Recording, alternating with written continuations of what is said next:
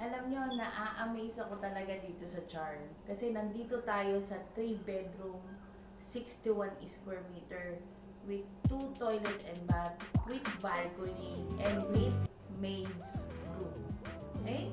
So, pagpasok ko dito, bago ko palang gawin itong video na to, talagang chinek ko talaga siya. Na-amaze talaga ako. Ngayon kayo naman ang mag-view. Okay? So, pagpasok mo ng pinto, eto, meron kang kainan. Ayan, pagpasok mo. Ayan. Diretso kain ka. Tapos sa left side, you have the maid's room. It's up to you. Pwede rin mo rin gawing stock room. Depende kung anong pangangailangan nyo. And then you have the first toilet and bath. Okay? So, you have the shower provision here. You have the provision also for heater, the rain shower, and the hand shower. Okay, ang lalagay ng space niya. Di ba? 1, 2, 3. May konti pang ganon, no? 1, 2 and a half. Okay? Decent space for taking a shower. And then, after mo mag-shower, laba ka ng damit mo, toilet, and then the wash basin. Ayan. So, malaki yung space niya from here. 1, 2, 3, 4, 5, 6, 7. Okay? May konti lang sobra. Okay? So, pagkatapos dito, you have the big kitchen. Ayan. Hindi ka bilhin sa kitchen. Ang kitchen mo, L-shape. Hindi siya basta lang isang gano'n.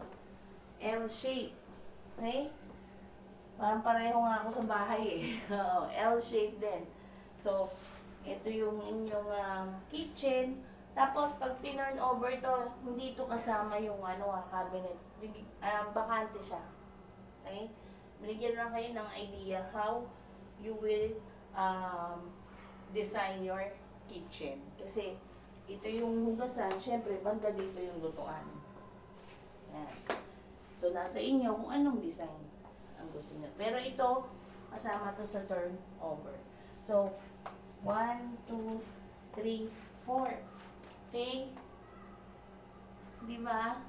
Pag nagluto ka, talagang luto eh. Ganyan, no? Sarap magluto. Ha? Sino ba yung mahilig magluto dito? Okay? Yan. You will love this place in yung condo. Yan. Pagka-prepare, lagay agad yung food dito. Diba sarap? Tapos ref, dyan na lahat. Yan. Okay? Yan. Kaya tumataba ka, Miss Grace eh. Gusto mo na kitchen. Ayan. Tapos, you have the first bedroom. Okay? Naku, ang laki ng first bedroom. Alam mo, this is like queen size. Okay? Tapos may space ka pa for wardrobe cabinet. Ang taas ang ceiling. Pwede ka pa maglagay ng extension ng cabinet mo dyan. Tapos, you have the aluminum windows, glass. Then, you have the window type aircon. Yan. Okay? Tapos, ito yung living room. Ito nga, medyo nakulang. Mas maganda nga. Medyo dito eh. Okay?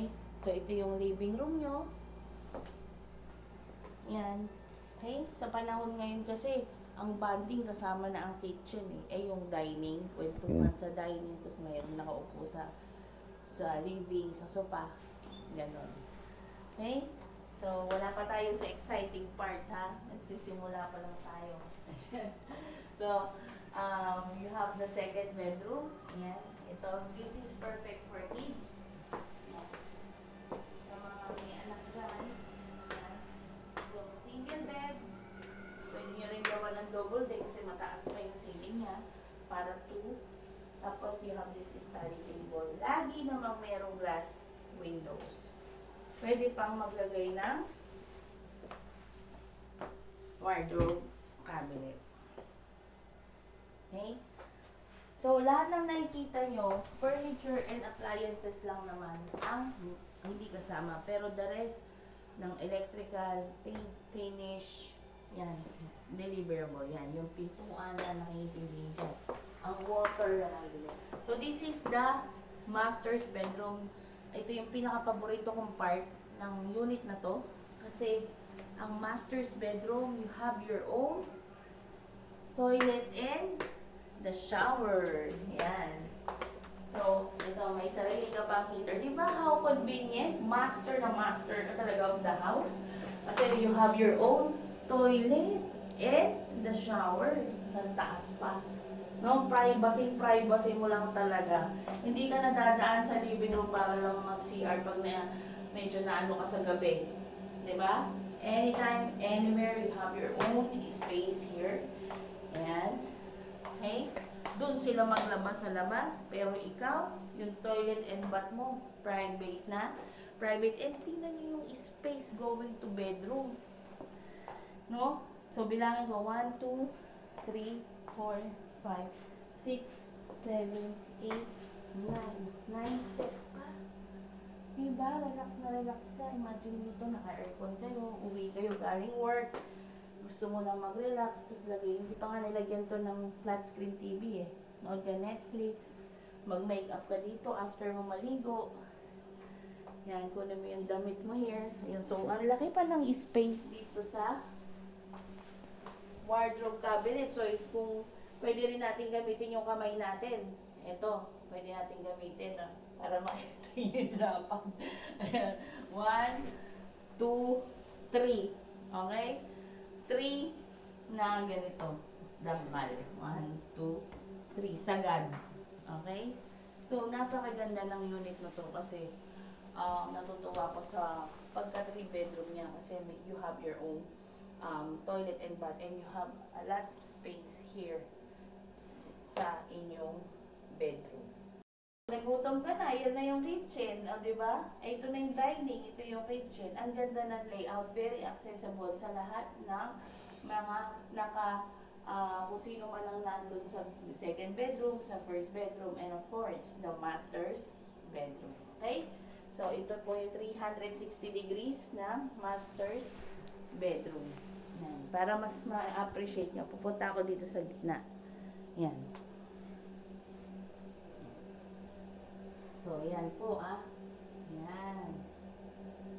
Yan po yan. Okay? So, mataas pa yung ceiling. Buksan nyo yung bintana. Very relaxing. Talagang, hindi lang pang personal to eh. Pang investment din to. Kasi this is very good for family. Ayan. Okay? Ayan. Kompleto pa. Ang daming electric outlet. Diba? Okay? So, ito na yung summary natin.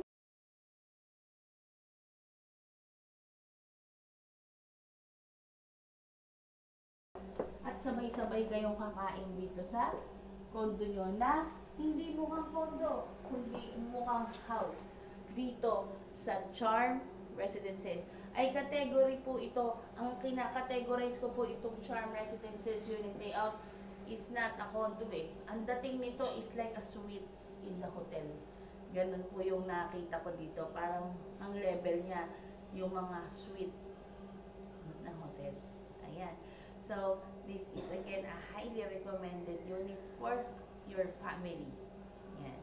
So, this is the 3 bedroom with 2 toilet and bath, with balcony, with maid's room. Yan po. So, ito po yung ating tour. Thank you for watching.